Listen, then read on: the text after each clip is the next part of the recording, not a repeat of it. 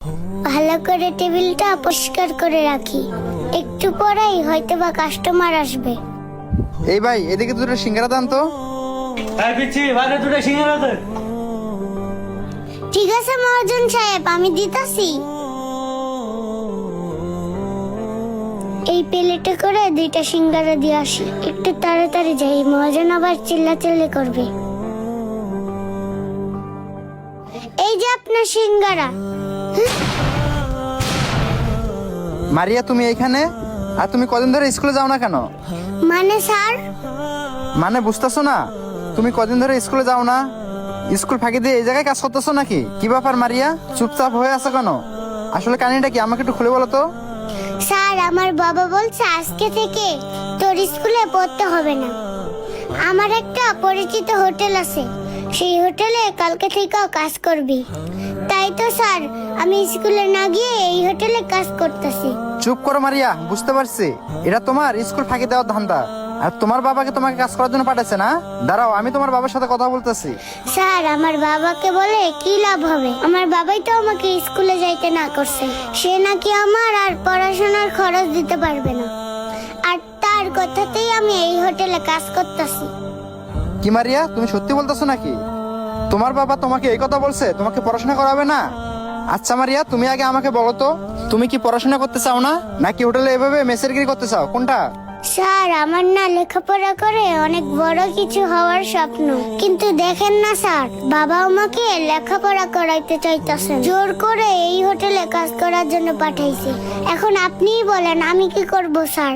আমার বাবা না আমার কষ্টটা বুঝতে চায় না।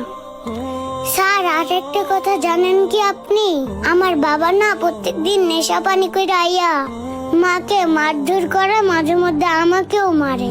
কি ব্যাপার মারিয়া, সব কি বলতেছে? ওর বাবা কি এমনই করে নাকি? স্যার, আমার বাবাকে একটু বুঝান না, আমাকে যেন পড়াশোনা করায়। আরে মারিয়া, হাসারো, সমস্যা নাই, আমি তোমার বাবাকে বুঝিয়ে বলবো। আর একটা কাজ করো, আমি তোমার হোটেলের মালিককে বলে তোমাকে আমার সাথে তোমাদের বাসায় নিয়ে যেতেছি। তারপর তোমার বাসায় গিয়ে তোমার বাবার সাথে কথা বলতেছি, কেন তোমাকে লেখাপড়া করাবে না, আর কেন তোমার মায়ের উপর অত্যাচার করে, তাকে আমাকে জিজ্ঞেস করতে হবে কেন তোমাদের সাথে এমন করে। ঠিক আছে স্যার, আপনি তাহলে সিঙ্গারা 2টা খান, আমি ওইদিকে আমার হাটের কাজটা সেরে আসি। ঠিক আছে, যাও, আমি আসতেছি। মারিয়া, সাবধানে আসো। তোমাদের এই বাড়ি না? হ্যাঁ স্যার, এটাই আমাদের বাড়ি। এই খায়রুল সাহেব বাড়িতে আছেন? ওই কেডারে আমার ডাহে? ও স্যার, আপনি গরিবের বাসায়? মারিয়া তো সত্যি বলছিল, হে দেখি নেশা করতেছে। স্যার, আপনি হঠাৎ করে? আচ্ছা শোনো, আমি যে জন্য তোমাদের বাসায় আইছি, তুমি কেন মারিয়াকে আজকে 6-7 দিন ধরে স্কুলে পাঠাইতেছো না? কি ব্যাপার খায়রুল সাহেব, চুপ করে আছো কেন? বলো আমাকে, কেন ওকে স্কুলে পাঠাইতেছো না? স্যার, আমরা হইলাম গরিব মানুষ, আমরা আর কি লেখাপড়া করাইতাম? আমাদের তো নুন আনতে পান্তা পুরাইয়া যা, আমাদের আবার লেখাপড়া? তার চেয়ে ভালো হোটেলের কাজে লাগাই দিছি, মাস গেলে কটা টাকা পাবো, এটাই আমার কাছে সবচাইতে ভালো মনে হইতাছে। আর তাছাড়া এর মেধা মনে হয় এমনিতেও ভালো না। কি বললা খায়রুল সাহেব? তুমি জানো ও হইতেছে আমাদের স্কুলের ফার্স্ট গার্ল। কি বলতেছো স্যার এসব? আরো প্রতি বছরেই প্রতিটা সাবজেক্টেই 90-এর উপরে মার্ক পায়। আর তুমি কিনা এখন আমাকে বলতেছো ওর মেধা ভালো না? আমি বুঝতে পারছি খায়রুল সাহেব, ওকে তুমি কেন হোটেলে কাজ করার জন্য পাঠাইছো। মাস শেষে হোটেলে কত টাকা পাবে, সেই টাকা দিয়ে তুমি নেশাপানি করবা, তাই না? স্যার, আমরা হইলাম গরিব মানুষ, আমাদেরকে এমন নীতি শুনাইতে আয়েন না। এরকম নীতির কথা অনেকেই বলে, তার চেয়ে ভালো ওরা একটা কাজে দিছি, ওইখানে মাস গেলে কয়টা টাকা পামু, সেই টাকা দিয়া 2 মুঠো ডাল ভাত খাইতে পারবো। আর আপনার নীতি কথা দিয়ে আমাদের কি পেট চলবো? শোনো খায়রুল সাহেব, তোমাকে একটা কথা বলি, একটা গাছ লাগিয়ে বড় হওয়ার আগেই যদি তুমি কেটে ফেলো, তাহলে তুমি সেই গাছের ফল কখনো খেতে পারবে না। খায়রুল সাহেব, এইসব ভুল চিন্তা ভাবনা তোমার বাদ দাও।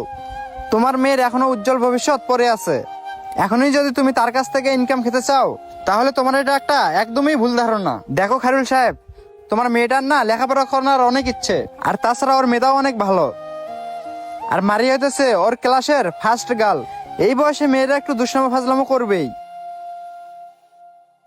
তাই বলে কি তুমি ওর লেখাপড়া বন্ধ করে দেবা? শোনো খায়রুল সাহেব, এরা হইতেছে আগামী দিনের ভবিষ্যৎ।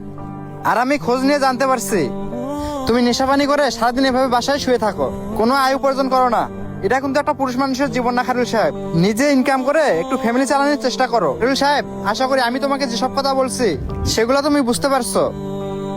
তুমি একটু ঠিক মতো কামাই রোজগার করো আর তোমাদের ভবিষ্যতের কথা ভাবো। আজকে থেকে তুমি আর ওকে হোটেলে কাজ করতে পাঠাইবা না, নিয়মিত স্কুলে পাঠাইবা। এত সুন্দর একটা ফুটফুটে মেয়েকে তুমি কিভাবে হোটেলে কাজ করার জন্য পাঠাইছিলে খায়রুল সাহেব? স্যার, আজকে আপনি আমাকে যে সুন্দরভাবে বুঝাইছেন, এমন করে আজ পর্যন্ত আমাকে কেউ বুঝায় নাই।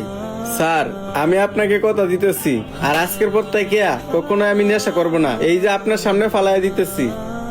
আর একটা কথা স্যার, আমার যতই কষ্ট হোক না কেন, আজকে তাইকে ওরে আমি ঠিক মতো লেখাপড়া করামু, আর ওরে লেখাপড়া করে মানুষের মতো মানুষ করব। তাছাড়া আপনাকে আমি আজকে আরেকটা কথা দিতেছি, আজকের পর থেকে আমার ফ্যামিলির কারো উপরে আমি হাত তুলবো না। ধন্যবাদ খায়রুল সাহেব, আমাকে যে কথাগুলো দিচ্ছেন আশা করি সব কথাগুলো মেনে চলবেন, আর নেক্সট টাইম এমন কোনো কাজে লিপ্ত হবেন না। তাহলে এখন আমি ওকে স্কুলে নিয়ে যেতেছি। মারিয়া, চলো।